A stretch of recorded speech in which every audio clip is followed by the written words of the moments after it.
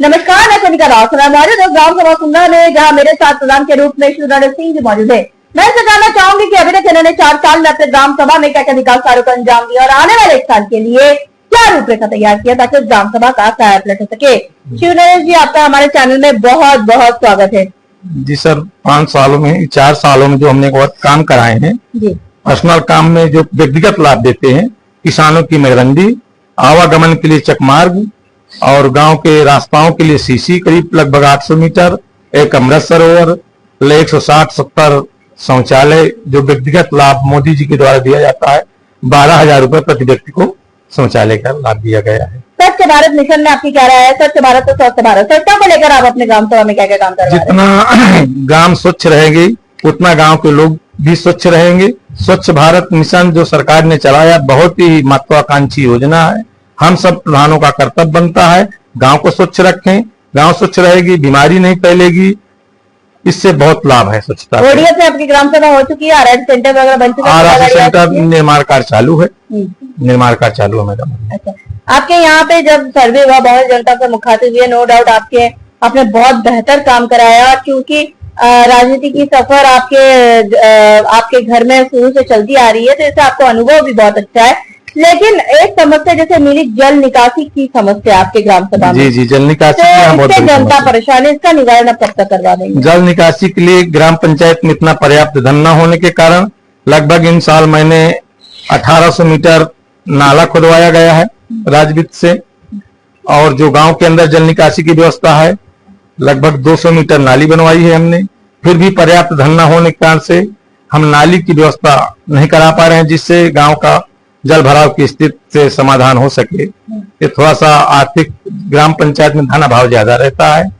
राजवित्त का जो पैसा आता है वो ज्यादातर मानदेय और उसमें खर्च होता है।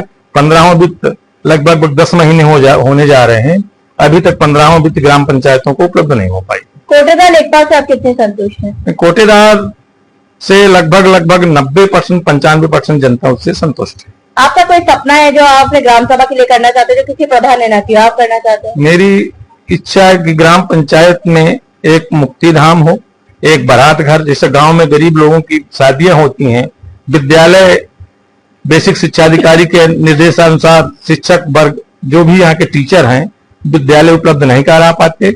जब बारात आती है तो हम लोगों को टेंट की व्यवस्था करा के बारात ठहराना पड़ता है। न वहां रुकने की व्यवस्था, न पानी की व्यवस्था हो पाती है, टैंकर मंगवाते हैं, तब कहीं उनकी बारात की ठहराव की व्यवस्था करा। इसके लिए आपने लिखित आवेदन किया है? इसके लिए हमने जिले में कई बार लिखित आवेदन किया, लेकिन अभी तक हमें धन उपलब्ध नहीं हुआ। आप मुझे भेजिएगा, अगर यहाँ से काम नहीं होता तो लखनऊ से आपकी पूरी मदद की जाएगी। धन्यवाद। आपके यहाँ पे अगर मैं बात करूँ स्वास्थ्य के बारे में, तो हमारे उप मुख्यमंत्री ब्रजेश पाठक जी स्वास्थ्य मंत्री हैं, स्वास्थ्य प्रति काफी जागरूक भी है, तो स्वास्थ्य को लेकर आपने कोई रूपरेखा तैयार किया है? स्वास्थ्य के लिए हमारे यहाँ कोई भी पीएचसी सेंटर नजदीक नहीं है। हमारे यहाँ से लगभग 5 किलोमीटर पे बेरराव में पीएचसी सेंटर है, और एसएससी सेंटर हमारा बेरराव में, बवेरू में है। हमारे इस एरिया में लगभग 5 किलोमीटर के नजदीक में कहीं भी प्राथमिक स्वास्थ्य केंद्र नहीं है। प्राथमिक स्वास्थ्य केंद्र बेरराव में, हाँ जी, प्राथमिक स्वास्थ्य के व्यवस्था हो जाए, और हमारे यहाँ बारात घर और एक सौदाय घर।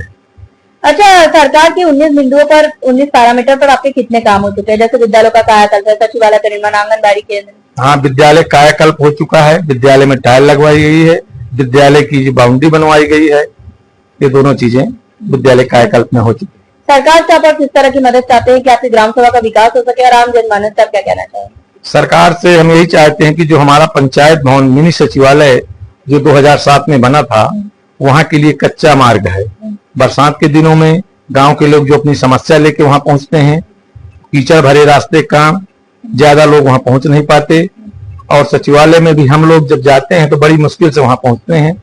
शासन से मेरी यही मांग है कि हमारे सचिवालय तक लगभग 1300 मीटर दूर पड़ता है, 1300 मीटर संपर्क मार्ग किसी भी, चाहे जिला योजना से, चाहे राज्य योजना से, कहीं से इस रोड का निर्माण कराया जाए।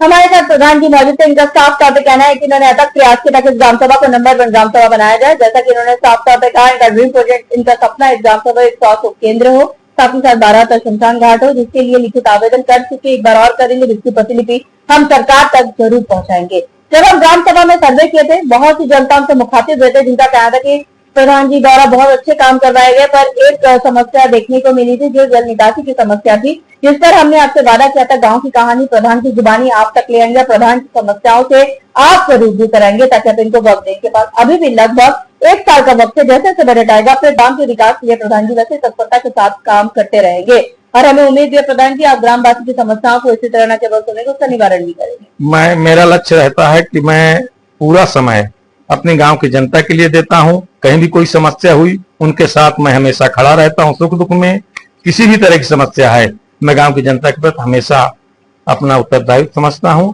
उनके साथ खड़ा रहता हूं। अब देखने वाली बात बस ये होगी कि इस ग्राम सभा को हम एक आदर्श ग्राम सभा के रूप में लखनऊ ले जाते हैं या नहीं। जर्नलिस्ट संदीप प्रताप सिंह के साथ मैं कोनिका दास, आई न्यूज़ उत्तर प्रदेश, लखनऊ।